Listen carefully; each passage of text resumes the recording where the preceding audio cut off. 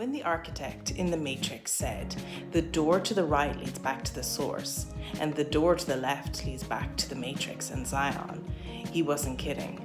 In every moment, that's your choice. It's so attractive to be a good person in the world. That is what you've been trained to be your whole life. That's what you've been taught to be. And that is what the goal, even of spiritual self-development, has given you for the last 20 years of your life. And I'm here to upend that. I want to tell you that even that self-improvement is part of the same shit plan. So it doesn't matter. You might say, hey, I'm not interested in being good. I'm a rebel. Okay, great. Same thing. I want to be a good rebel person in the world. Same thing. So to recap, the choice point is very simple. Am I choosing to be a good person in the world, or am I using this instant to choose awakening to the truth of who I am? If you just tell someone, okay, well, you can be a good person in the world or you can be with God, they'll be like, that's a horrible choice point. Yeah. You know, I don't even know how to go about choosing that.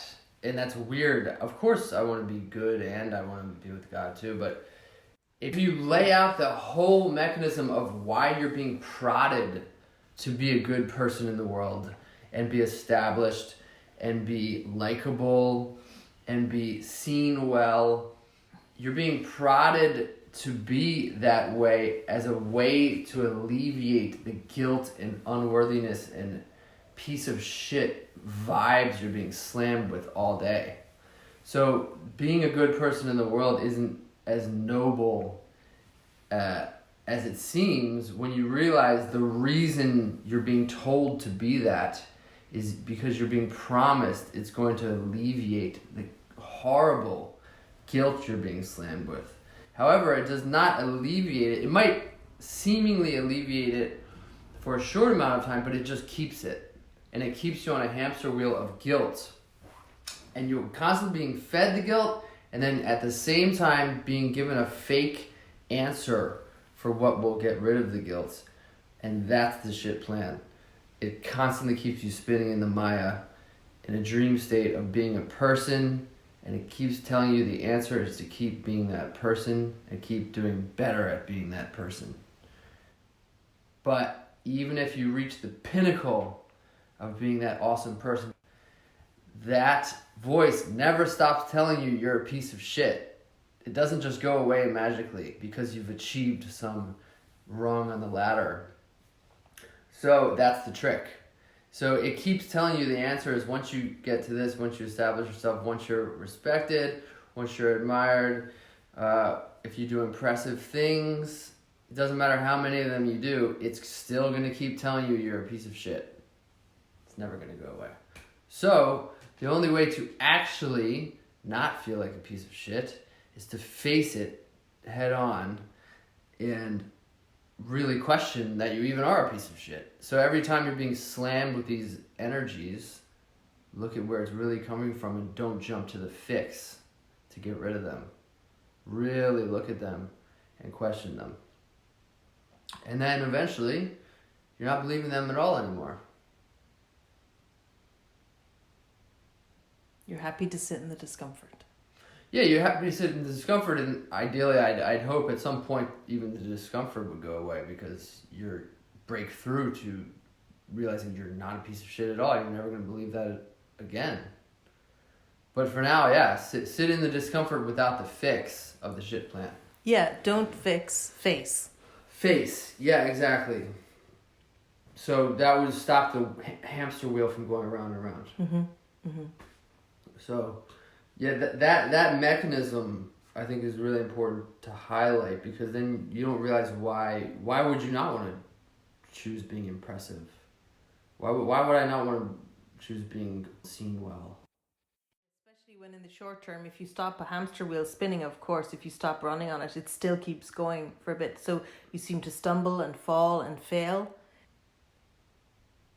Socially, perhaps, or in your own perception of what people think of you. And so there's an aversion to doing that. However, the wheel will then stop and give you that pause to evaluate, do you want to continue to propel this self-concept, or do you want to pause and question it and see why you're moving in any of these directions? Like you said, instead of fixing it, which is what the running is, then even the propulsion of the wheel just keeps running itself. Even if you had a moment of pause, it forces you to keep on the treadmill.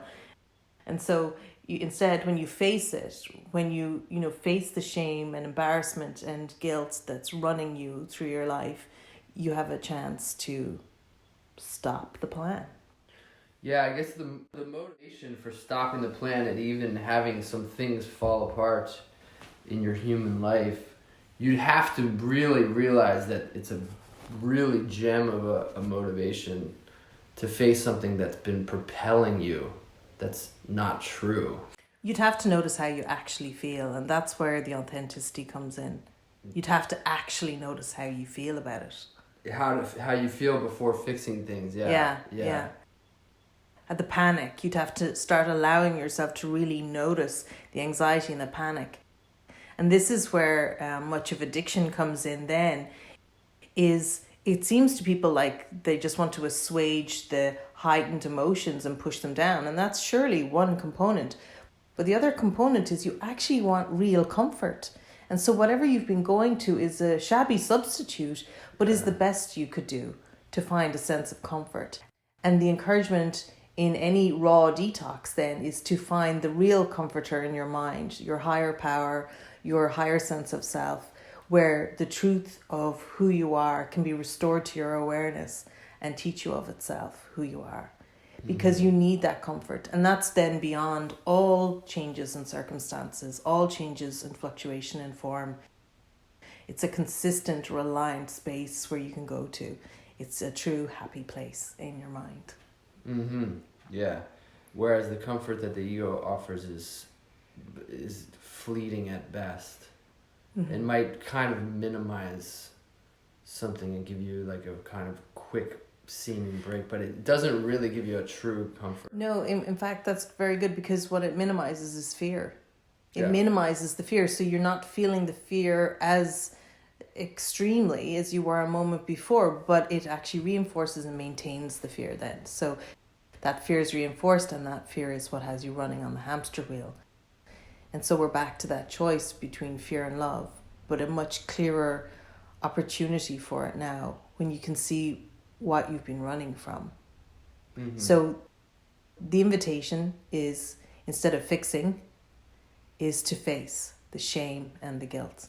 And maybe shame's even a better word than guilt for people, because it's got religious connotations and they're like, I'm not sure I ever feel guilty about anything.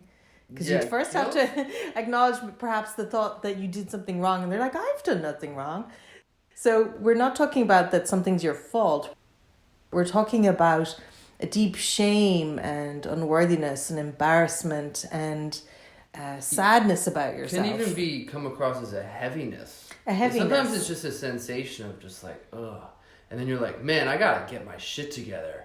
I gotta join a gym. I feel like a piece of shit. I need a hamster wheel. Yeah, it doesn't even have to be a real clear. Sometimes it's just a murky kind of like, man, I need to start juicing or something. You know, like I just feel like a piece of shit. Yes, it will. Yeah. It will often be very benevolent and also self-improving. Yeah, and that's what you have to watch, is those self-improving things.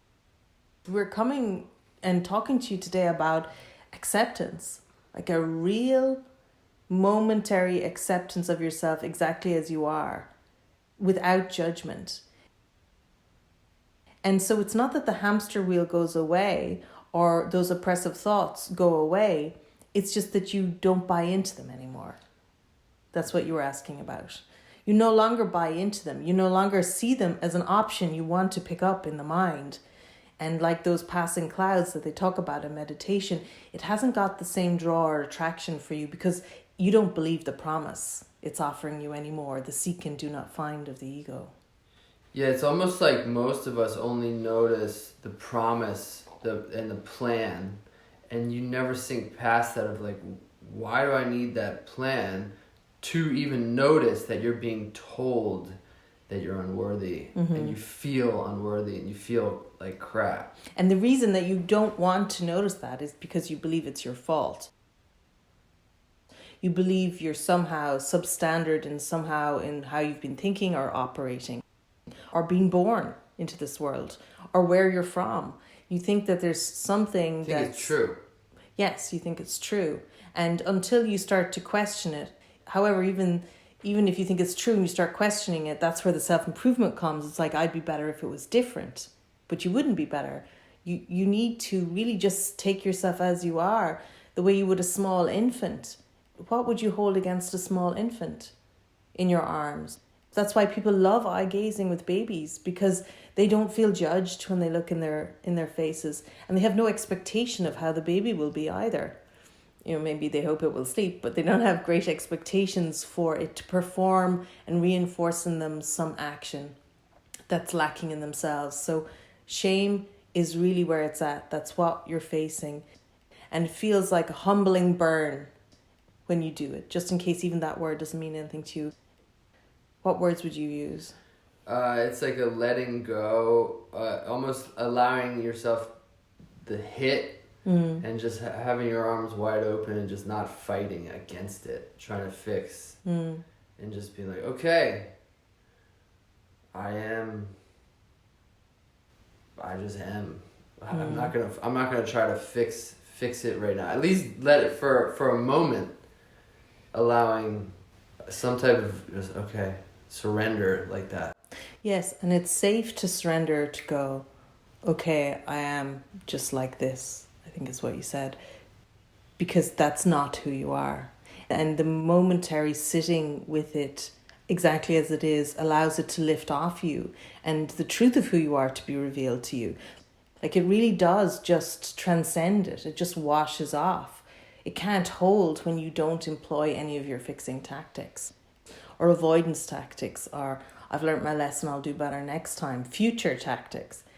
It really will just wash off and restore you back to that relaxed sense of yourself.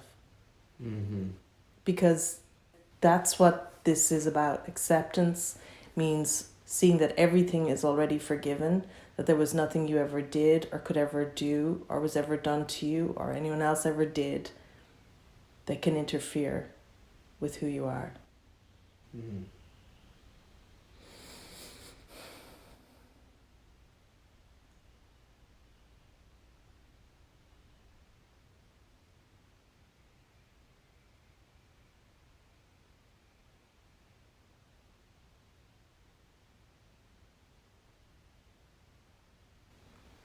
You simply are loved.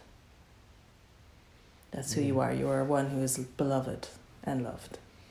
Yeah, that's what lies beyond this whole mechanism. So that's the motivation to really look at it, look at this whole thing. And that's what you wanted all along. This moment that you come to is what you were doing all those other activities and mental gymnastics for. You just wanted to know you were loved and lovable. And that's the end result here. And that's easy to choose. Choose to be beloved.